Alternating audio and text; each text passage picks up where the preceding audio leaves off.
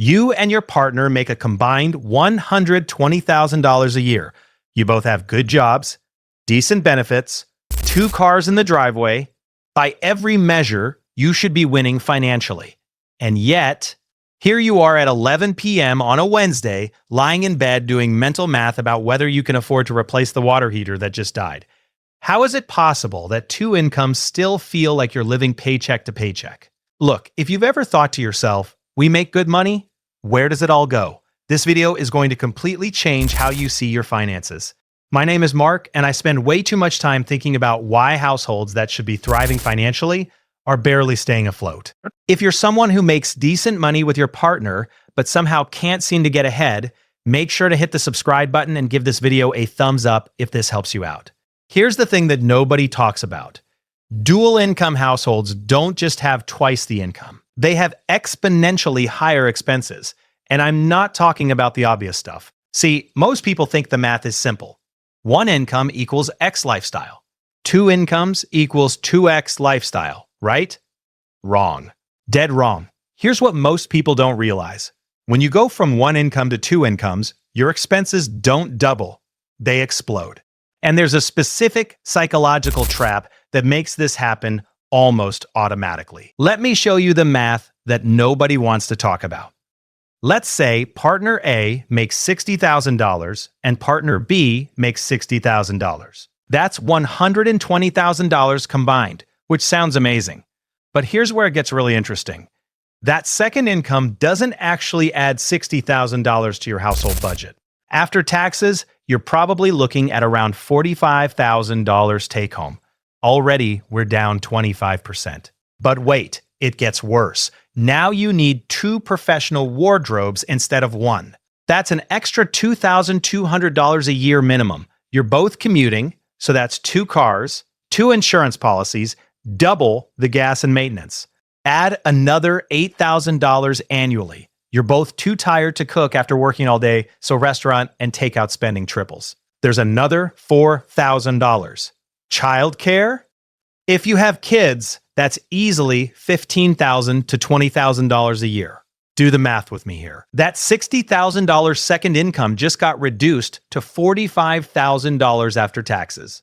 Subtract $8,000 for the second car, $4,000 for convenience food, $1,200 for work clothes, and let's say $15,000 for childcare. You're left with $16,800.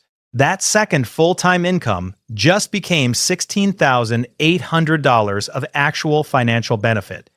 That's $1,400 a month for a full-time job. Now, you might be thinking, okay, Mark, but $1,400 a month is still helpful. And you're right. But here's the trap. Here's what I call the phantom income effect. You feel richer than you are because you're looking at gross income instead of actual discretionary income.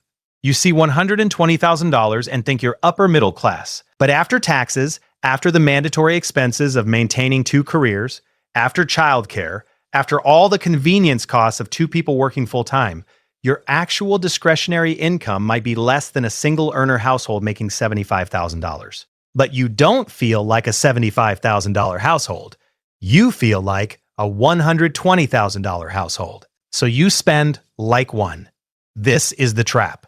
And it's absolutely brutal. Look, here's the psychology behind why this happens. It's called lifestyle creep, and it's powered by something called the hedonic treadmill. When your income goes up, you experience a temporary boost in happiness. So you spend more to maintain that feeling. But then you adapt to the new spending level, and it becomes your baseline. Now you need to spend even more to feel that boost again. With dual incomes, this happens faster because you're justifying expenses as necessary for our lifestyle rather than recognizing them as choices. We need the bigger house because we both work from home sometimes. We need the meal delivery service because we don't have time to cook. We need the nicer cars because we're both commuting. The word need is doing a lot of heavy lifting there. All right, so how do you escape this trap? Here's what you need to do, and I'm going to give you a specific system. Step 1, calculate your real marginal benefit. Sit down and actually figure out what that second income adds after all associated costs include everything: taxes, transportation, clothes, convenience spending, childcare, everything. This is your actual financial benefit. Step 2, live like a one-income household. Here's the controversial part. Take that entire marginal benefit from the second income and pretend it doesn't exist for lifestyle purposes. Automate it directly into savings and investments before you ever see it. If partner A makes $60,000, build your lifestyle on that $60,000 only. The marginal benefit from partner B's income, that goes straight to wealth building. Step 3, audit your two income necessities. Go through every expense you're justifying because we both work. Is it actually necessary? Or is it lifestyle creep disguised as necessity? Maybe you don't need 2 new cars. Maybe 1 reliable used car and 1 new car works fine. Maybe meal prep on Sundays eliminates the need for $400 a month in takeout. Maybe the smaller house with a 15-minute longer commute saves you $800 a month. Step 4, run the one income test. Here's a reality check that'll change your perspective. Could your household survive on one income if you had to? If the answer is no, you're not actually benefiting from 2 incomes. You're trapped by them. The goal isn't necessarily to become a one-income household. The goal is to have the option. That's freedom. That's actual financial security. Look, I'm not saying dual incomes are bad. I'm saying that dual incomes without intentionality are a trap. The truly wealthy dual income households, they're not the ones spending like they make $120,000. They're the ones living like they make $60,000 and investing the difference.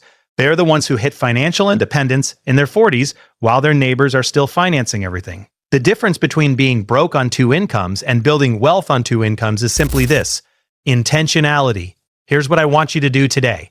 Calculate your real marginal benefit. Sit down, pull out the numbers, and figure out what that second income actually adds to your household after all costs. You might be shocked. Then ask yourself, are we using this benefit to build wealth, or are we using it to fund a lifestyle that's keeping us trapped? If this video helped you see your finances differently, make sure you're subscribed because we're going to keep breaking down the money myths that keep people stuck. And drop a comment below. Tell me what your biggest dual income expense trap has been. I read every single one. Your financial future doesn't have to be a trap, but you have to see the trap before you can escape it. I'll see you in the next one.